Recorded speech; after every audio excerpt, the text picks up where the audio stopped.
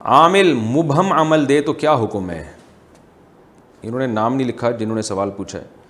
میری اہلیہ کے رشتہ داروں میں ایک بہت بڑے عامل ہیں، انہوں نے حاجت پوری ہونے کے لیے ایک عمل دیا ہے جو قرآنی آیات پر مشتمل نہیں ہے، اور یہ بتایا کہ یہ عمل کسی کو بتانا نہیں ورنہ تو اثر ختم ہو جائے گا۔ اس بارے میں رہنمائی فرمائیں۔ بھائی اس کو کھول کے دیکھیں کیا لکھا ہوا ہے، کوئی شرکی الٹے سیدھے الفاظ نہ لکھے ہوئے اس میں، تو کوئی دعا ہو یا کوئی توحید پر مشتمل مضمون ہو، یا کم از کم ایسی عمل ہو، ایسا ورد ہو جو سمجھ میں آ رہا ہو، چاہے وہ عربی میں ہو بے شک، لیکن اس کا کوئی مطلب بنتا ہو، اور مطلب بھی جائز مطلب بنتا ہو، تو وہ تو پڑھ سکتے ہیں۔ ایسے ہی اگر کوئی چیز دے دی ہے تو پھر پڑھنا ٹھیک نہیں ہے۔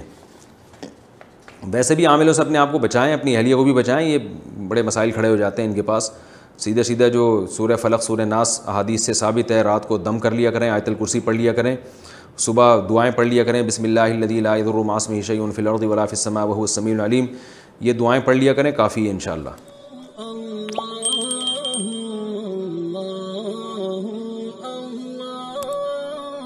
اللہ